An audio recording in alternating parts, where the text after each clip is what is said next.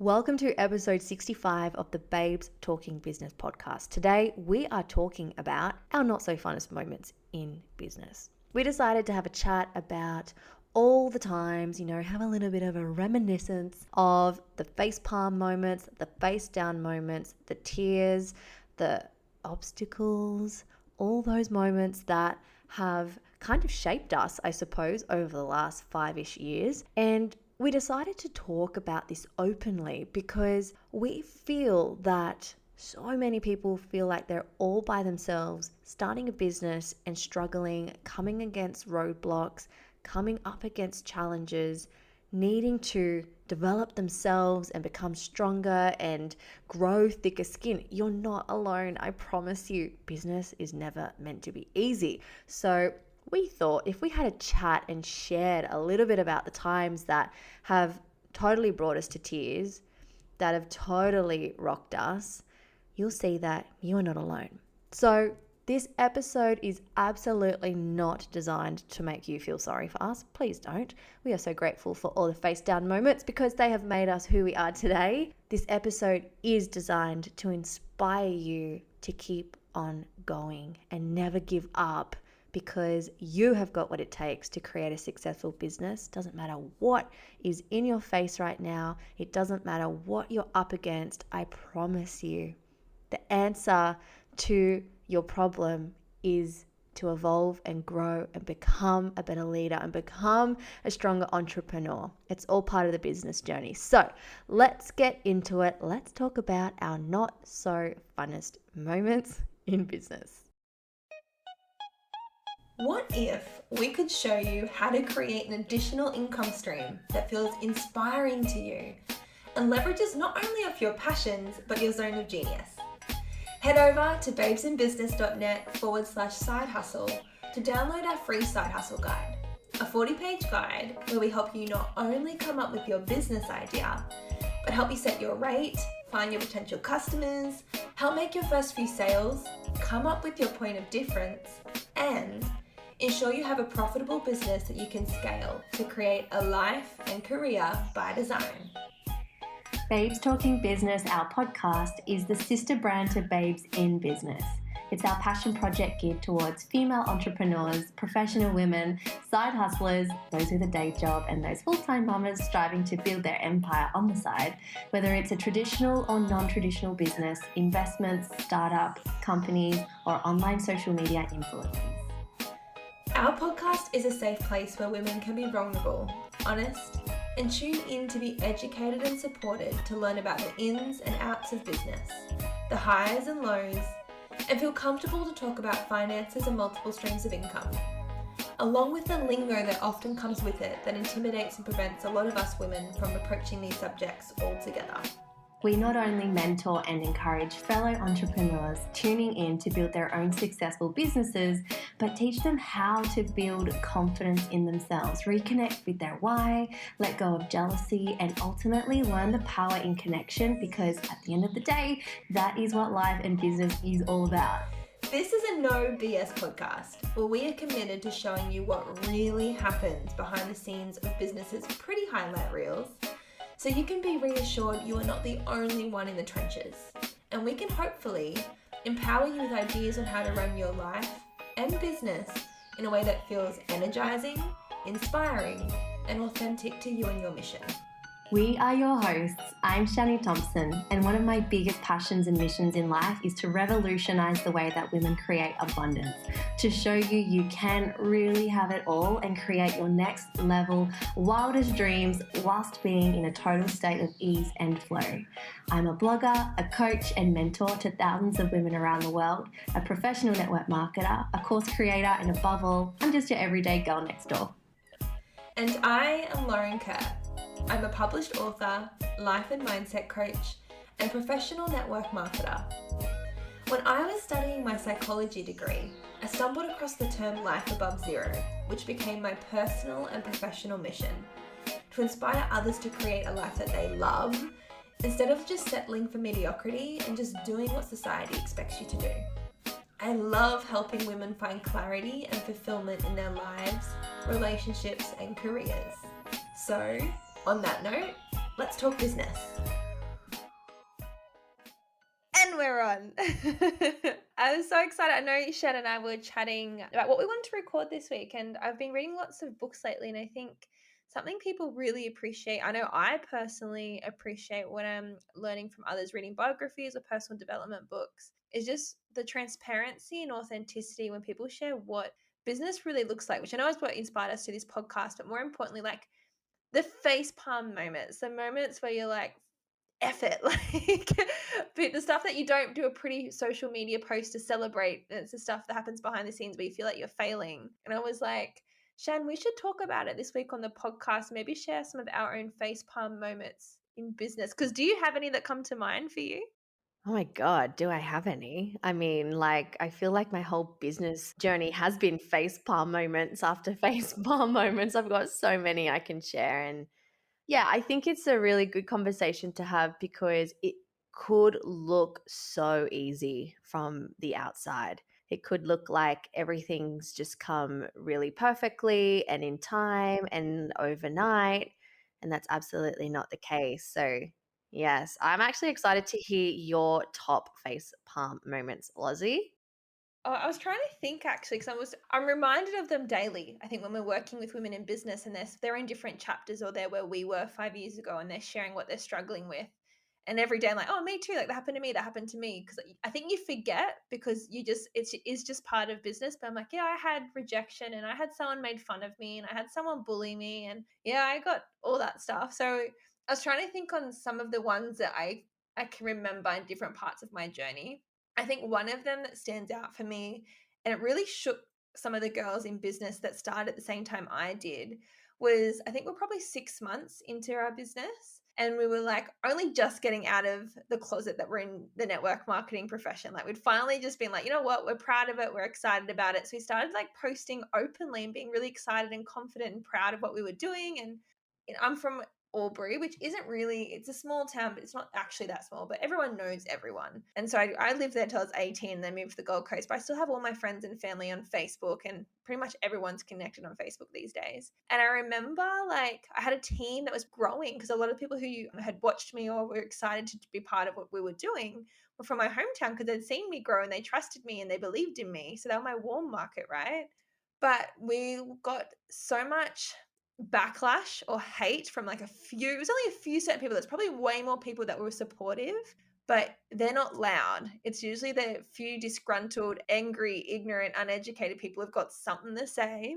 And this girl made it her mission just to tear us down, like to comment on all our posts, be negative, saying that we were scammers, that I don't know, it was just nasty, nasty stuff. And that really shook me. And I remember I just deleted people. I was blocking people. I was like, I don't want to instigate in a fight. Like, if you don't believe in me and support me, go away. I remember the thing that really hit home was my cousin actually, they even made memes. They made these they posted funny memes or memes, whatever you call them, bagging us out, being, I can't even remember what it was at the time. Like, that's fully got over it, obviously, but it was directed at us. And my cousin got it and shared it and was laughing about it. And I was like, that really hurts. Like, I already feel like I'm out in the wilderness by myself, but to not only have your friends and family not standing up for you, but then to get amongst it, like, that was one of the very first face palm moments for me at the start, where I was like, is this it? Like, I don't know if I want to do this. I'd prefer to be quiet and I'll get back in my little box and I'll just give up on my business where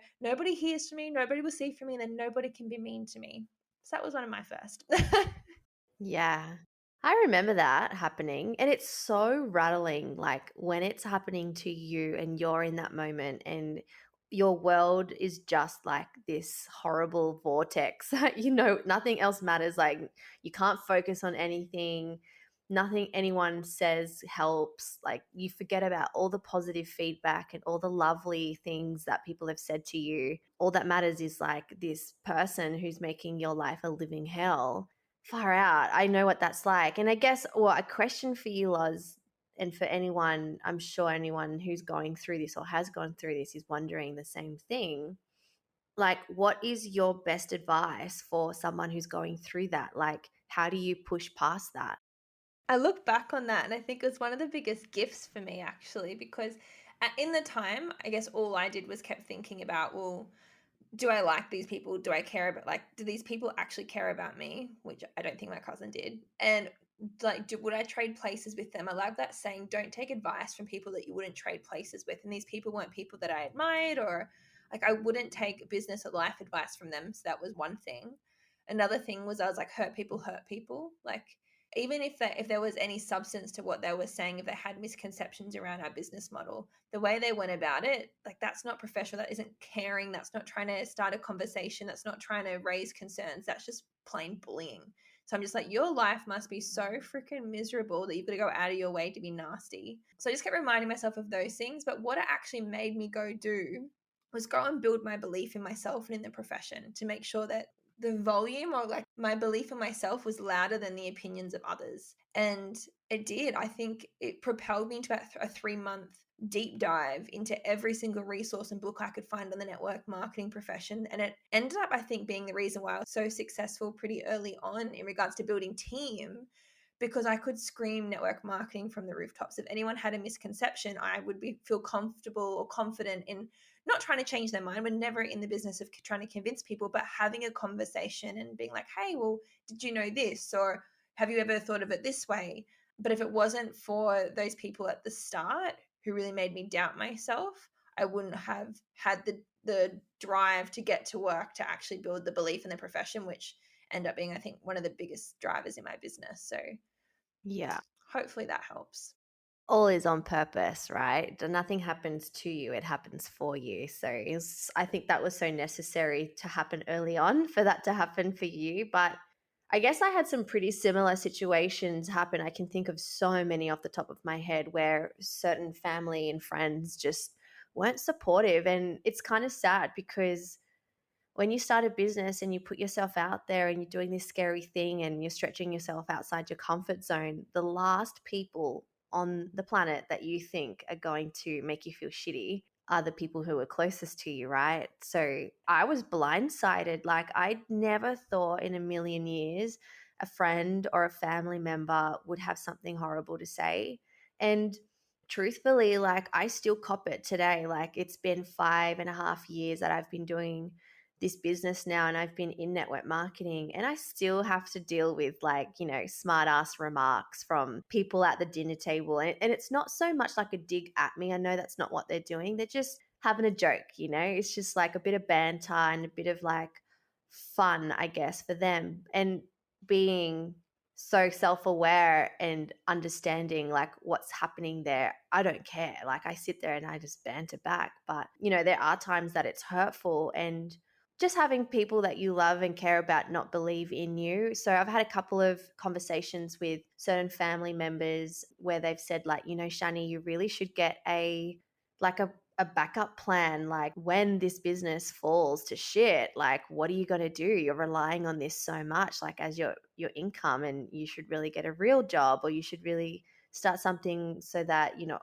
relying on a company to pay your bills. And I'm like, whoa, like, they just have no belief in like what I'm doing. Or I've had a conversation, I think I've spoken about this on the podcast previously, but I'll never forget the one conversation that made me go next level. And I'm so grateful this conversation happened. But we were having Christmas dinner and we had a couple of drinks. Like, it was a really good time. And one of the members of the table said to everyone on the table, okay, everyone, let's talk about like what our goals are for the next couple of years. And I was like, oh, this is talking my language. Like, I love talking about goals and the future, and I love hearing what people want to achieve. So I was one of the last people to share. And I remember saying at the time, I would love to live on the beach before Matt and I have kids. Like, it's just a little goal that I've set, like maybe big goal, but it's just something that I would absolutely love to experience and really relish in before we start having children.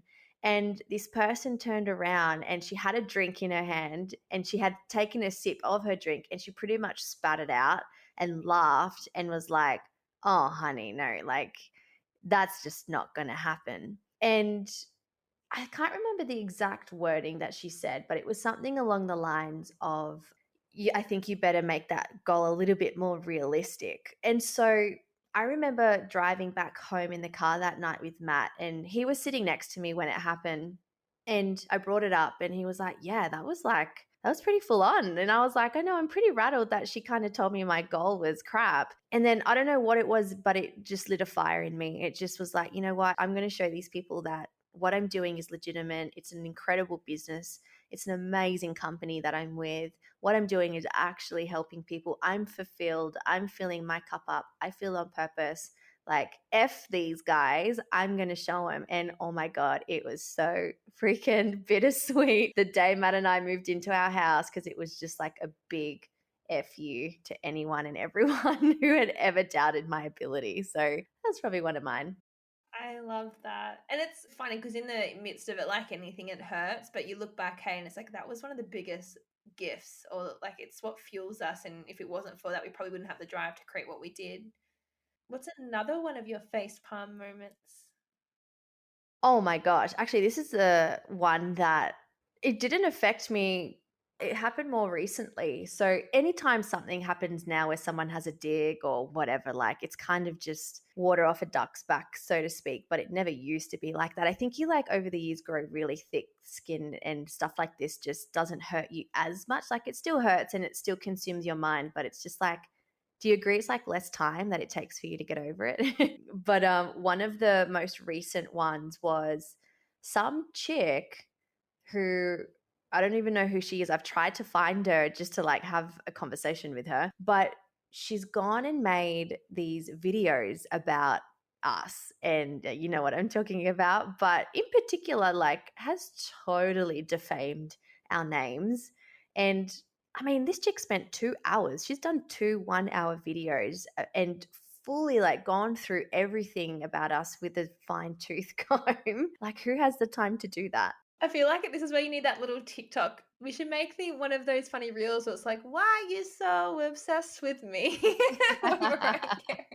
Yeah, I think when that happened, like, because I was getting a lot of messages from people being like, hey, just wanting to let you know I've stumbled across this and I don't think you'll like it. And I honestly just watched 10 minutes of it and I was like, I literally can't listen to another word that this chick is saying because it's absolute BS. And I kind of laughed at it. But when you get like a few messages from different people, like friends and colleagues and team members and people from different teams and people from different network marketing companies, and they're like, oh my gosh, I've just found this. You're like, oh my God, this is just like bumming out my day. Like, I don't even care about it, but this chick is like taking over my mind space. It's so frustrating. I love that we're sharing this because I know we say the more success you have, guys, yes, the more accolades you're going to get, but the more criticism you're going to get as well. It's all in proportion. So don't look at us and think that shit goes away, because it doesn't. I think when you sent me that video, Shen, I think I watched the first 2 minutes. Like, yeah, cool. Like, woohoo, bye. Like, I did not give that chick any energy. But it was even funny that the other day, my husband helps me with a lot of my platforms and my emails and just technology stuff. And he stumbled across a hidden email inbox I didn't know even existed, which must be like a spam folder for one of my emails. And there was like a whole email, like there was multiple nasty emails in there, just nasty emails from just people who found stuff of mine online. And Dan was like, oh, these are mean. And I was like, I don't even want to read them. Just delete them. Not even going to spend my energy. He's like, okay. But I'm just like, usually for most people, if they found something like that, they would waste their time reading them, like berating themselves, like it's just water off a duck's back eventually. It's like, if it was something nice to say, if it was something that was helpful, if they want to engage in a conversation, constructive feedback, I'm all for it. But there's still so many people out there who are nasty and there's no other intention besides bringing you down and being mean. And that's just that typical tall poppy syndrome. So I'm just like, keep shining, girlfriend, keep doing you. One of the things actually that I implemented probably about 3 years ago now is something called fan messages, and it's a folder inside my email. And anytime my assistant like sees a message come through, an email come through from someone with like really beautiful and positive feedback, or just like, you know, those lovely thank you messages that they're very few and far in between, but when you get them, they're really nice and you love reading them. She's saved all of them inside my fan messages folder. So anytime I'm having one of these moments where I get someone's like say something really nasty to me online, or I see another blog written about me, like, oh my God, like you just got to Google my name and there's just a forum dedicated to bringing Chani Thompson down. Like it's an absolute joke. It's pretty funny to read through and like how much people spend time on stuff like this, but that stuff happens. It's happening constantly, like videos, forums, blog posts, like Instagrams, like I had a girl. This is I'll share this one different at a different time, but yeah, just the fan messages thing is amazing because it really actually does help when you've got 3 years accumulated of like really beautiful testimonials and thank you emails. It just goes like it goes down really well. I think you inspired me for that too. Now, when I get somebody who sent me a nice message just on like Facebook or Instagram, I screenshot it and I've got an album on my phone saying nice words. So just whenever I need a reminder, it's there. We are briefly interrupting this episode to bring to you one of our proud sponsors. This episode is brought to you by Baby Lemonade Store, one of the most gorgeous online stores for women by women. This is a company that we really love to align ourselves with. They are all about empowering women, uplifting women, and helping you become the most healthiest, inspired version of yourself. If you follow us on Instagram, you will see we are always wearing Baby Lemonade. Their clothing is so beautiful. Their wellness products are just gorgeous and their homewares are so delicious.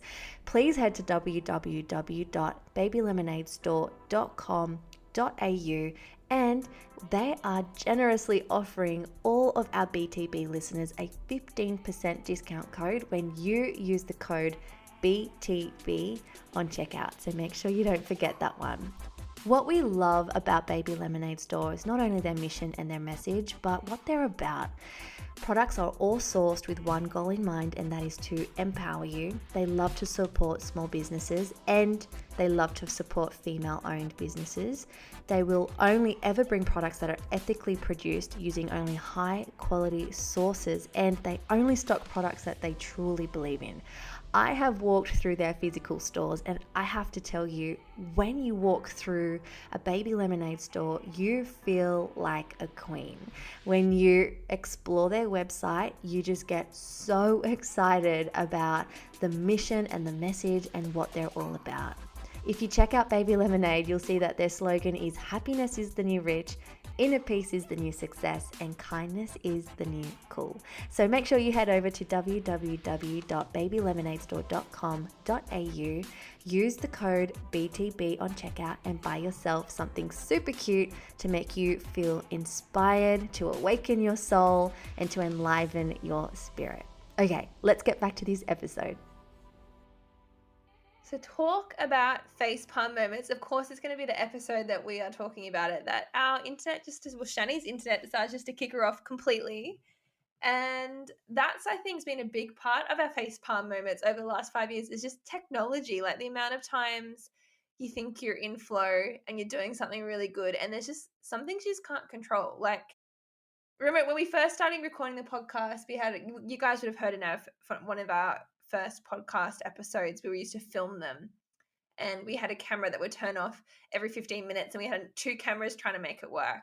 Or we recorded some of the episodes when Chani was overseas and Chani lost the hard drive broke, sorry. So we lost that. There's been so many times, like, I just think about, we always say, right, you can do this business as long as you have Wi-Fi and a phone. And most of the time it's the Wi-Fi and the phone that's our biggest pain in the ass.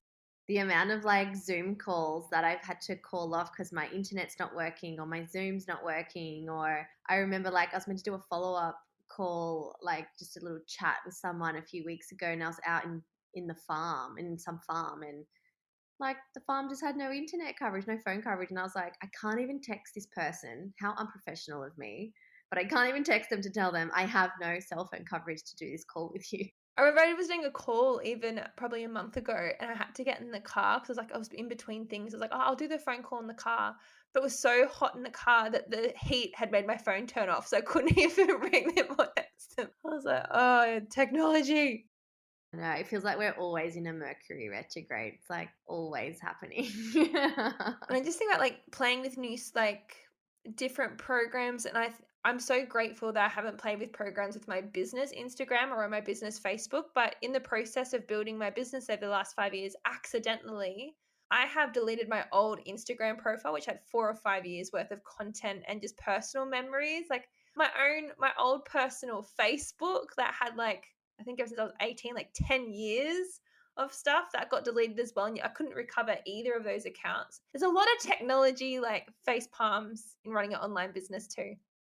Yeah, it's definitely not easy. Or even just figuring how to use things. Like that in itself takes so much freaking time. Like if you don't have the funds to hire someone to like do something for you, that is in itself the most frustrating thing. Like I have been in tears. I can't even count how many times. The amount of times I've been sitting at my laptop just crying of just frustration of like, I just can't figure it out. I've followed the steps. I've watched the tutorial. It doesn't make sense. Like this is not working. I can't afford for someone to do it for me.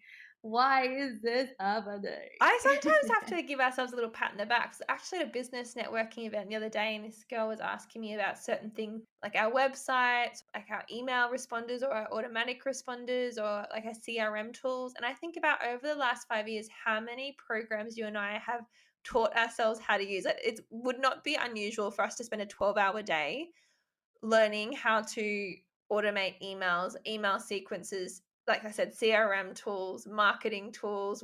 Like we built our websites from scratch. Like we do that. When we say we're a one-man band, like at the start when we launched a business, we didn't have money to outsource it. So we taught ourselves everything.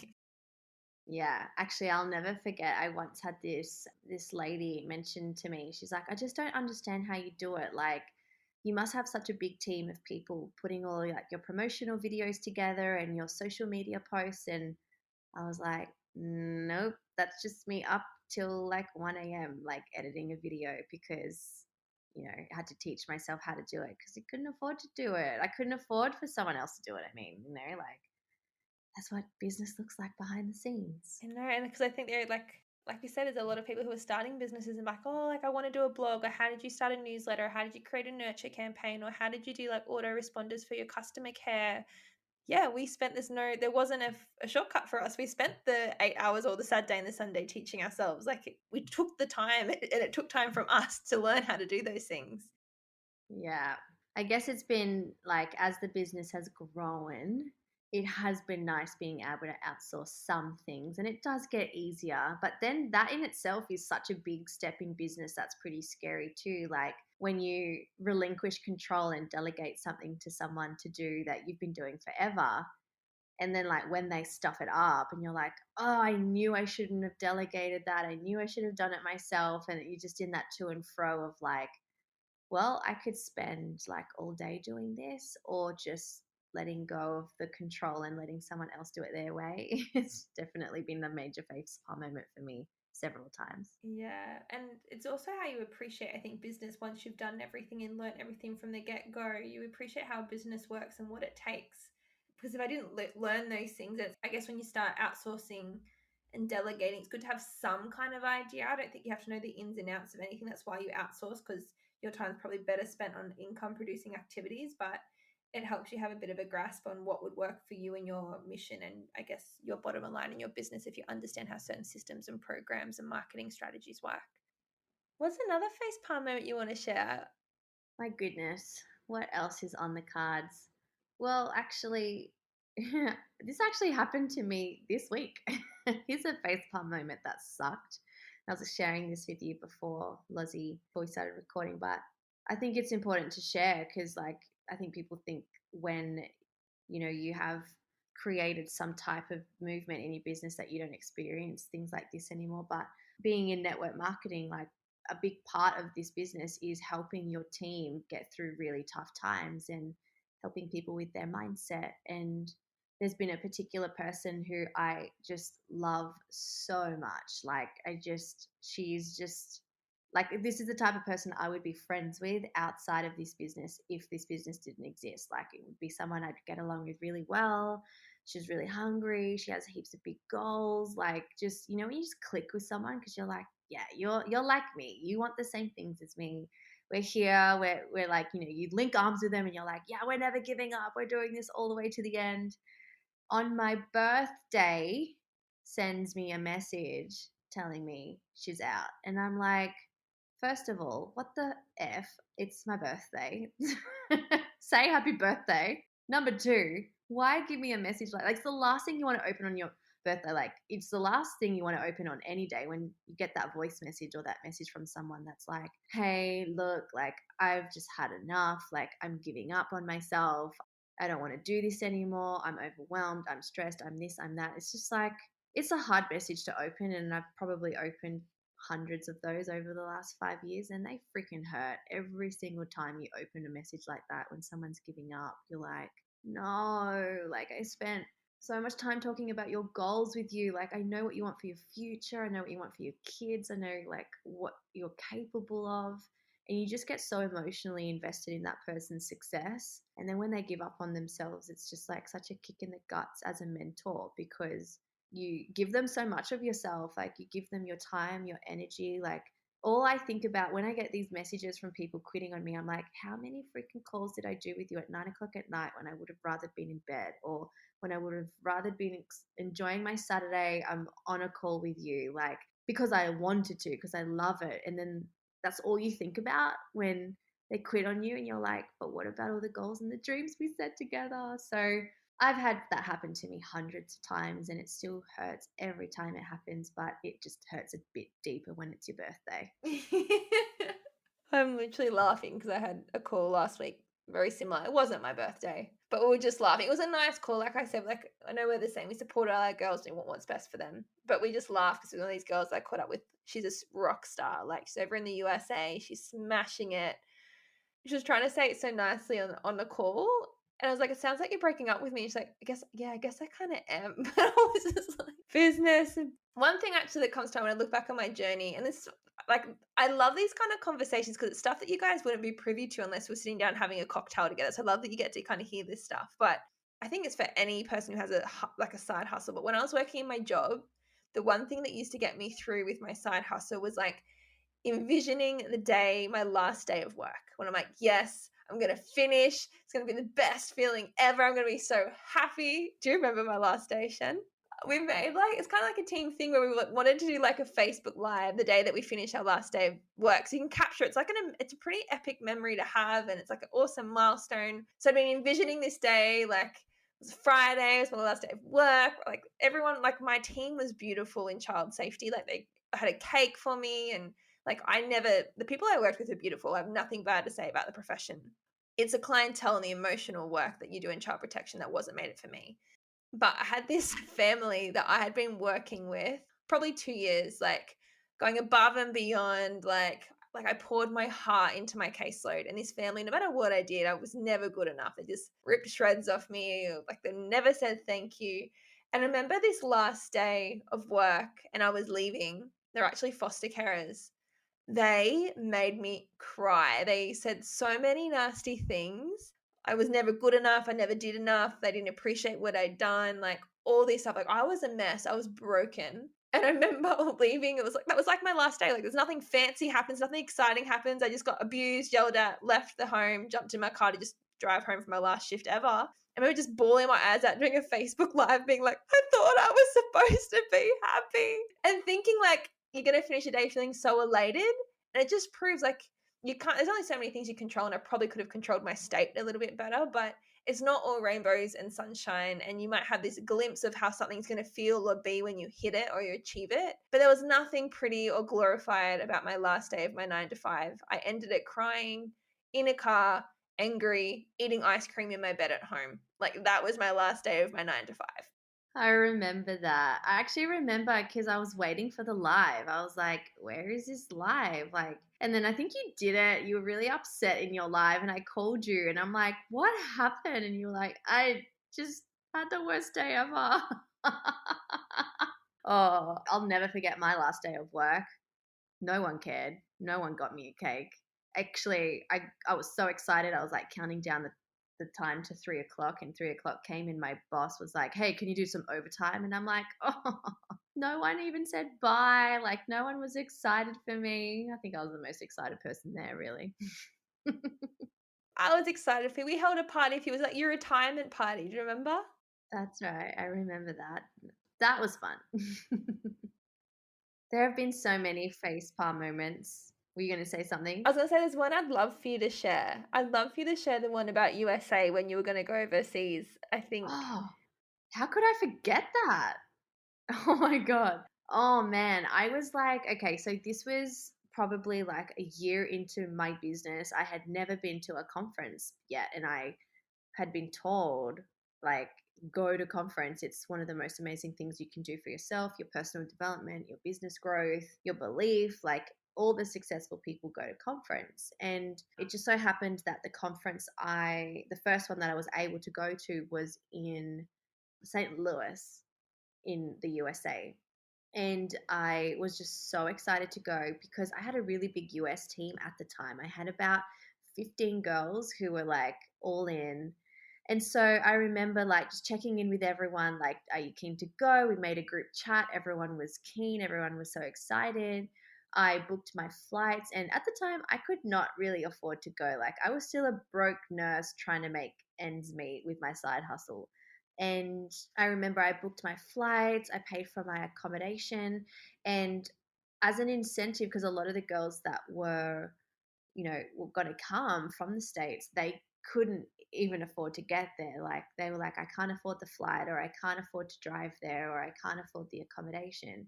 And I tried to be helpful. So I was like, I'll pay for all the accom, I'll save up and I'll pay for it. It's my gift to you. Just, all you've got to do is get yourself there. And I had 15 people coming. Like, I was going to have a like little crew there. I was so excited. And it was so interesting, like a week out, like people just start to drop off, like, oh, I'm just deciding to take a step back from the business now. I'm not going to be coming to conference next week. Or, oh, I've just had my work, like they're not going to let me have the time off, so I'm going to have to cancel conference. Or, all right, what else was another excuse? Like, oh, my car's broken down, or oh, my kids, or oh, my husband, or whatever. Like, I heard every single excuse under the sun. And then it was like a day before I was going to leave, and I had two girls coming, and I was just like, far out. I'm still going to fly over there because it's these two girls have like said they're coming, and I've made the investment. Like, I can't back out now. And I was really excited to go myself. And it was just so crazy what happened. I remember being like at the airport as I was checking in, and just one of the girls decided that she couldn't come anymore. And I was like, wow, I've got one more person left coming to this thing. And then I'm on the plane, on the tarmac, about to take off. Like, I remember, like, I buckled my seatbelt, and I'm like, I better just quickly check my phone. I'm just gonna, like, this is my last little bit of internet for 16 hours. And the last person who was gonna come, she was meant to come with her partner. They decided that they didn't want to come anymore because he felt uncomfortable and like he wouldn't know anyone. And I was just like, no, no, no, no. Like, come, like, what do you guys need? I'll give you anything you need. Like, I think I was just like desperate at this point, and they demanded their own room. And just me being so, like, I don't know, like upset, desperate for them to come.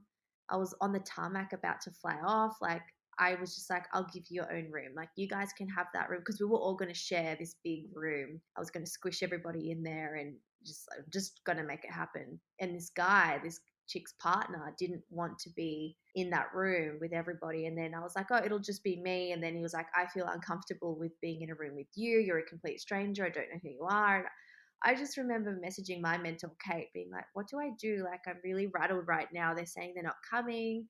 And Kate was like, just give them the room. You can stay with me. So yeah, I paid for this like huge Airbnb for these two guys to stay in, like this chick and her husband. Ended up going to conference. They're the only ones who ended up coming out of the 15 people who said they would come. And I still had an amazing experience. But a month later, this chick quit. And I just remember being so frustrated and so upset, and just felt like used. I felt like I wasn't appreciated. I felt like I had just put so much effort and time into all these people who just gave up on me. And like, I spent so much money getting myself there. Like, that trip cost me thousands of dollars, and that was thousands of dollars I couldn't afford. But like, you try and make things work when your business is just like off the ground, like you're trying to get off the ground running. And So yeah, I remember that. That was pretty hurtful, and I'll definitely never forget that. Still hurts talking about that. But even though none of those people came, I still went to conference. I still built my belief. I still grew. I still caught the vision. And here I am 5 years later, still here, bitches. And it's such a powerful story, not just because of you had the grit and you had the hunger to invest in yourself and invest in your business so early on. But I know so many people hearing that would have not gone when the first person quit or the second person quit, not let alone the 15th person. But I hope this episode had served you guys who are tuning in. And it actually, I was having a coaching call with some of the leaders in my team earlier this week, and I think this kind of brings it all home. This might sound cliche, but I honestly believe you have to romanticize your life. Like, some of you are in the trenches right now and you're having a facepalm moment, but did you really come this far to just come this far? Like, it's halftime, you're in the middle of the movie. Like, do you just walk out of the cinema right now, or do you want to have your fairy tale ending? Because it can end how you want it to end, as long as you don't give up in the face palm moments. And we could go on for hours. Like, there's so many that keep coming up. I'm like, oh, do you remember this? Do you remember this? But it's part of business. And if you're having these moments, some people might label them failures or challenges, you're in business. And problems will never go away. You'll solve a problem just to get a bigger problem. So embrace it, learn how to be a bit more resilient. One of our mottos in business was always take our business more seriously than we take ourselves. So we're always laughing. If we make a dick of ourselves, if something fails, we're like, oh, at least we tried. What did we learn from that? But hopefully this just reminds you that you're not alone in what you're going through. And is it half time for you? And what do you want the end score to be? I love it, Loz. This was a good episode reminiscing on all the shitty times. Oh, I'm sure there's plenty more shitty times to come. As long as I've got an espresso martini in my hand, we can sort it out.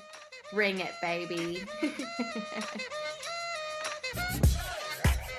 Wow, what an amazing episode. I hope you're feeling inspired after that conversation and empowered to make some changes and choices in your life. Now, don't forget to let us know if you loved this episode. Please give us a 5-star review. It really helps us know that we're on track with serving you guys, and also majorly supports our channel. And you may even be in the running to be the shout out of the week. Every week on Instagram, we share one of our reviews with our network. So please be sure to leave your Instagram handle or your website in your review so we can share you with our amazing community. If you head over to the link in our bio on Instagram at Babes Talking Business, you can get access to so many of our goodies, including the link to our bib shop. It's a crazy cute online merchandise shop that donates 100% of profits to a non-for-profit charity every month. So head over and check out who we're donating to this month and get yourself something super cute to wear. You can also find in our Instagram bio our books.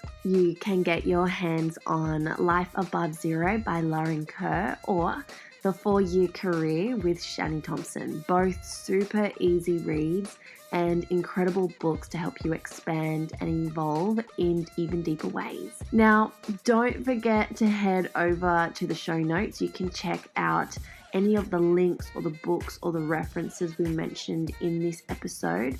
And before we go, we just want to say thanks so much for being here, for committing to being the best version of you, and for showing up for you today. You are freaking amazing. Now, if you think that there is someone in your life that could really benefit from this episode, while you're feeling super inspired, please hit the share button and send them this episode right now. And the reason we're asking you to share the love is because you get what you give.